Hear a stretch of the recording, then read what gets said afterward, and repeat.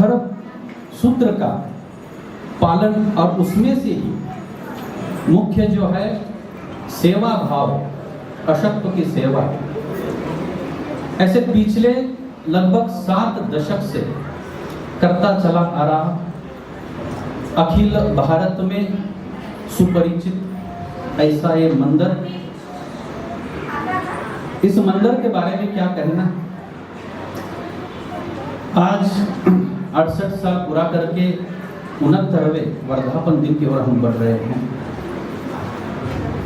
और इस समारोह के निमित्त संपन्न हो रही है ज्ञान सभा। इस ज्ञान सभा के अध्यक्ष, अखिल भारतीय महानुभाव परिषद के अध्यक्ष आदरणीय श्रद्धेय प्रातः स्मरणीय फलटन निवासी बड़े बाबा जी, उसी प्रकार इस समारोह के निमित्त पधारे हुए औरंगाबाद निवासी आदरणीय श्रद्धेय प्रातः स्मरणीय बाई जी, नागराज बाबा जी, उसी प्रकार से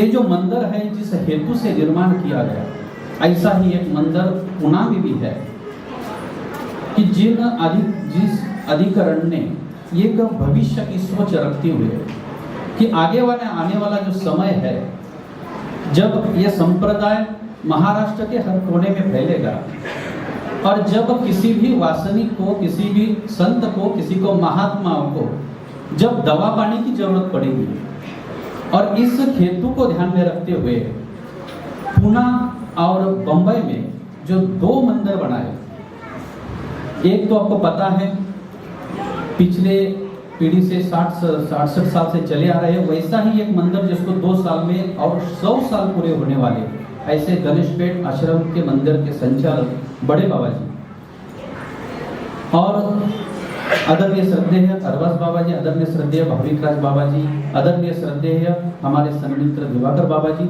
आदरणीय श्रद्धेय सागर दादा, और सब संत महात्मा उपस्थित मुंबापुरी में इस आदर्श सब वासनी भक्तगण का आज अपने एक अद्भुत ऐसा एक मंगलमय सोहला यहाँ पे देखा। हमारे धर्म की एक परंपरा है। दरअसल देखा जाए तो महादंबा का उल्लेख यहाँ पे किया गया कि जिन्होंने आचार्य जी को अपने पीठ पे लेते हुए भानखेड़ी से युद्ध किया, और महिलाओं ने असल में हमारे इस पंथ को आगे बढ़ाया है और चलाया है। आज जिन्होंने पिछले 40 साल से इस मंदिर के माध्यम से, जिनकी हिंदी सुनने के लिए आपको पता है, ऐसे इस मंदिर के प्रवचक जिन्होंने पिछले 40 साल से ज्ञान प्रबोधन का कार्य किया है, ऐसे बड़े बाबा जी, आज उन्होंने आगे वाली जो जिम्मेदारी है जिनके कंधे पे सौंपी है, ऐसे रानी भाई जी। वैसे देखा जाए तो फरवरी का ही 12 तारीख जो है, हमें सबको जब वो नज़दीक आती है तो हमें बड़ा अंदर से एक अर्थता होती है कि कब जाएंगे, कब समारोह में हम जाएंगे। हमारे महानुभाव संप्रदाय में पंचावतार, वर्धापन दिन और ऐसे विभिन्न अवसर संपन्न होते चले आ रहे हैं।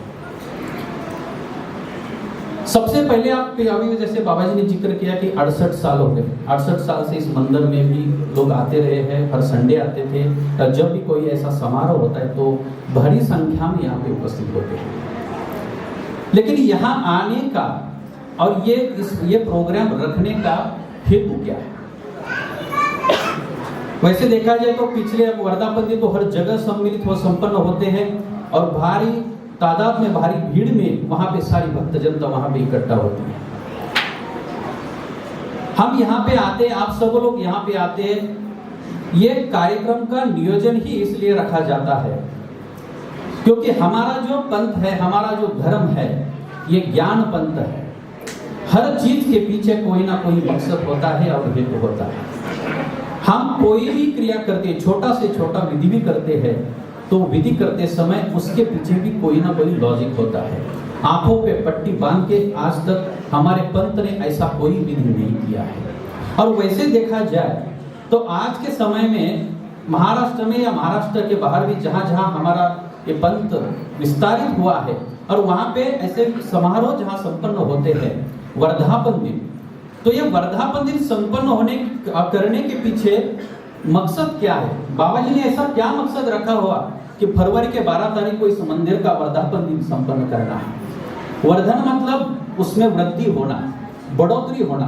तो क्या बढ़ाना है? वो तो उन्होंने तो अपना पूरा जीवन इसके लिए समर्पित कर दिया। ये समारोह होता है आप लोगों के लिए। अब आप लोग यहाँ पे जब आते हैं और संत महात्माओं से जब मुलाकात करते हैं, इस प्रोग्राम का, इस समारोह का आपको क्या लाभ है? जैसे आज सुबह से आप यहाँ पे आए, आते ही आपने पत्रिका में भी पढ़ा होगा, आदरणीय श्रद्धेय भाविका बाबा जी की एक सुंदर देव पूजा वंदन आपको करने को मिला। वो पहले लाभ आपको प्राप्त हो गया। आज थोड़ा सा अलग तरह से देख रहे हैं कि यहाँ पे ज्ञान सत्र का आयोजन किया गया है। हमारे पंथ में ज्ञान बड़ा जरूरी है। हम कोई भी चीज करते उसके पीछे ज्ञान होता है। आप यहाँ पे आए, भारी मात्रा में यहाँ पे संत महंतों की उपस्थिति है, अधिकरणों की उपस्थिति है। ये उपस्थिति और इनकी मुलाकात होना, इनसे इनको दंडवत करना, इनको नमस्कार करना, इनसे हमें क्या लाभ होने वाला है, इसके बारे में हमारे पूर्वजों ने, हमारे ज्ञानियों ने एक श्लोक भी लिखा है। हम बहुत बार सुनते हुए, जया ज्ञानिया चिनी दर्शने पापा होती पुरचरण। ठीक है, उनका दर्शन मात्र से हमारा पाप धुल जाता है, लेकिन कौन सा पाप धुल जाता है? इनके दर्शन से होता क्या है? यहाँ आप आओगे, ज्ञान अधिकरणों के मुंह से कुछ चार ज्ञान की चार बातें सुनेंगे। उस सुनने से भी आपके अनंत पापों का और कर्मों का नाश होता है। आचार स्थल के अंदर हमारे भाष्यकार भी बोलते हैं, ऐसिया अनुसरलिया सात्विका पुरुषा चेनी भेटे अनिष्ट अविधि नाशे। पक्ष में बोलते हैं, आपने एक महीने के अंदर, एक साल के अंदर आपसे ये प्रपंच करते हुए जितने भी पाप हुए हैं, घर से हम निकलते, वैसे देखा जाए साइंस भी कहता है ऐसा हाथ फेरो तो हजारों जंतु मर जाते हैं। स्वामी जी सादा को भी बताते हैं, सादे हो हे आओगे जगत जीव जंतु ये भर लिया। ये पूरा जगत है, विश्व, ये विश्व है जंतु से भरा हुआ है। हम सांस लेते हैं, हजारों जंतु मर जाते हैं, सांस बाहर छोड़ते हैं, हजारों जंतु मर जाते हैं। और ऐसा प्रापंचिक कर्म करते हुए लाखों करोड़ों जंतु की हिंसा और ऐसे अन्य दोष भी होते हैं। इसका निपटारा, इसको खत्म कैसे करना है? और ये खत्म करने की एक जगह है, और वो है ये वर्धापन दिन। और ये वर्धापन दिन इसलिए है, आप यहाँ पे आओगे, किसी भी एक महात्मा को आप दंडोत करेंगे, उनके दर्शन करेंगे। वो आगे भी कहते हैं, उनको देना और उनसे लेना, देने न लेने न अनिष्ट अविधि नासे।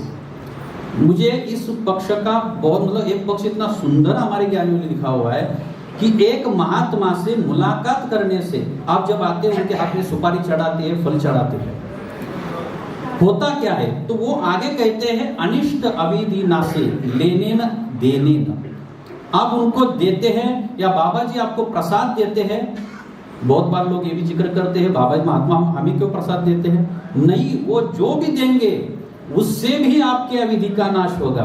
अब अविधि तो 13 प्रकार का अविधि है, हिंसा से लेके, विकार से लेके, विकल्प से लेके, हम जितने भी हमने पाप किए हैं, जितने भी दोषों का आचरण किया है, उनको अगर हमें खत्म करना है, उनका नाश करना है, तो उसीलिए किसी अच्छे अनुधिकरण को, सात्विक महात्मा को मिलना बड़ा जरूरी है। एक महात्मा को मिलने से अगर ऐसा हो सकता है, अब आप देख रहे हैं बाबा जी ने यहाँ पे इतने महात्माओं को बुलाया हुआ है। सोचो, इनके मुलाकात से, इनके दर्शन से, इनके संभाषण से, इनके स्पर्शन से, इनके ज्ञान के बात सुनने से आपके एक महीना नहीं, एक साल में अपनी जितनी भी हिंसा करी, जिसके लिए हम कहते हैं घर में डंडोत डालो, प्रसव मुड़वाओ, शायद हमने उतने मन से नहीं किया होगा, शायद हमने ऐसे दंडोत नहीं डाले होंगे, हमने ऐसे दोषों का प्रायश्चित नहीं किया है। एक बात याद रखना, ये वर्धापन दिन मतलब वर्धापन दिन नहीं, ये आपका प्रायश्चित दिन है। क्या है? ये आपका प्रायश्चित दिन है। कभी भी याद रखना, 12 फरवरी अगले साल भी आएगा, उसके अगले साल भी आएगा, लेकिन जब भी आएगा याद रखना है, वर्धापन दिन तो है ही है, लेकिन साथ ही साथ आपके लिए ये प्रायश्चित दिन है। आपको कुछ वहाँ पे जाके कुछ भावना करने की भी जरूरत नहीं है। खाली आके बैठना है, साधु संतों को दंडोत करना है, कुछ भेंटा करना है और बस उनकी 4 बातें सुनना है। केवल इतने करने मात्र से आपके अनिष्ट अविधि का नाश होने वाला है। और ये मैं नहीं कहता, हमारे आचार स्थल के अंदर एक सूत्र है और सूत्र में उस टीका में विदित किया गया है कि ऐसे अनुसरल्या महात्म्याचिनी भेटे दर्शने संभाषणे श्रवणे देनेन घेनेन अनिष्ट अविधि नासे। इसलिए ये प्रायश्चित दिन आपके लिए है, अनंत दोषों का हमारा नाश होने वाला है। और ज्ञान, यहाँ के ज्ञान, अहम ज्ञान, सबसे बड़ी बात यह है हमारे पंथ के अभी भी कभी जगह पे, बहुत जगह पे ऐसी अवस्था है, उपदेश लेके हमें 40 साल होते हैं, 50-60 साल हो जाते हैं, 60 साल हो जाते हैं। हम बड़े गर्व से बताते हैं कि हमें 40 साल हो गए, हमारी पीढ़ी, हमारी दादा परदादा इस पंथ के अनुयायी थे। लेकिन क्या हमें ये पता है कि ये हमने धर्म स्वीकार किया, किस लिए स्वीकार किया, इसकी फिलॉसफी क्या है, इसका तत्वज्ञान क्या है? हम जो विधि करते हैं, गंध अक्षता लगाने से हम विधि करते हैं, हमने गंध अक्षता लगाई, क्यों गंध अक्षता लगानी चाहिए, क्यों वहाँ पे अक्षता चढ़ानी चाहिए, क्यों फूल चढ़ाना चाहिए, क्यों स्नान करना चाहिए, क्यों प्रसाद वंदन करना चाहिए, ये करने से हमें क्या होने वाला है, इसकी जानकारी अगर चाहिए तो किसी कॉलेज में, किसी स्कूल में हमें नहीं मिलेगी। उसके लिए हमें मंदिर में आना पड़ेगा, क्योंकि मंदिर की व्याख्या ही ऐसी की गई है। जहाँ जाने के बाद, मेरी व्याख्या नहीं है, बाबा जी से एक बार मैंने सुना था प्रवचन में, जो बाबा जी प्रवचक है यहाँ के, वो हमेशा कहते हैं मंदिर उसे कहते हैं जहाँ जाने के बाद भगवान का ज्ञान आता है अंदर, उसे कहते हैं मंदिर। मंदिर उसे कहते हैं, इसलिए यहाँ आना है। इसलिए जब भी आपको आना है, क्योंकि स्वामी जी भी सादा को कहते हैं, सादे हो। एक बार सादा स्वामी जी को मिलने आ गई, आधा पौना घंटा 1 घंटा प्रवचन निरूपण सुना स्वामी जी का।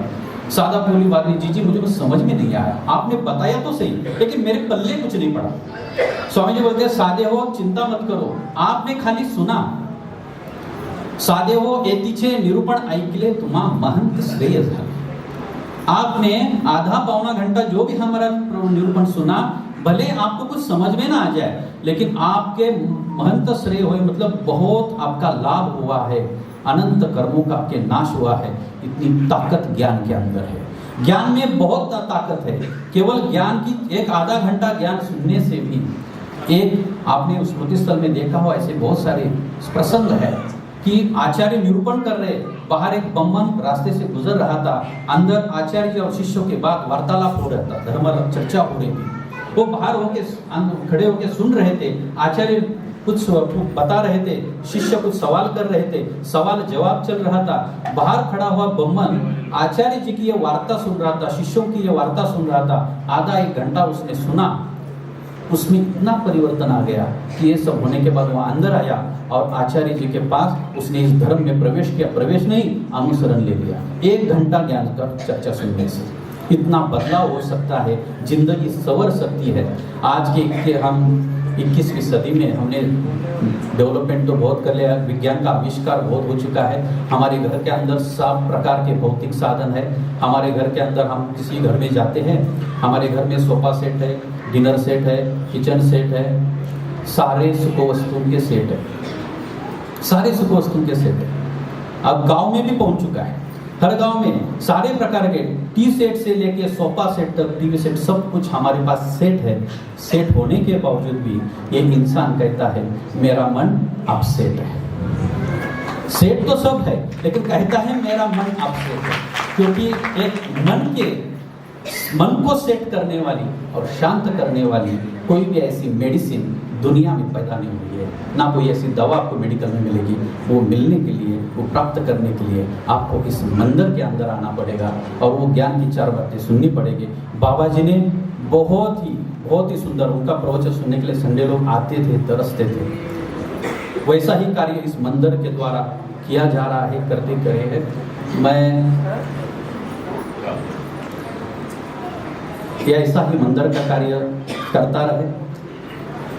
आदरणीय मेरे सन्मित्र सागर दादाजी और सब राहुल दादाजी, प्रसाद, सब ये होनार ऐसे जिन्होंने ये मंदिर को, इस कार्य को संभाल रहे हैं। और साथ आनंद मेमोरियल ट्रस्ट जिन्होंने भी बाबा जी का बड़ा मतलब साथ देते हुए ये एक रथ के 2 पहिए हैं, बाबा जी है और आनंद मेमोरियल ट्रस्ट है। ये धर्म का चक्र, ये गति ऐसे ही करानी बाई जी के द्वारा आगे बढ़े, इतनी शुभकामना व्यक्त करते हुए मेरे बड़े हुए लफ्ज़ों को मैं यहाँ पर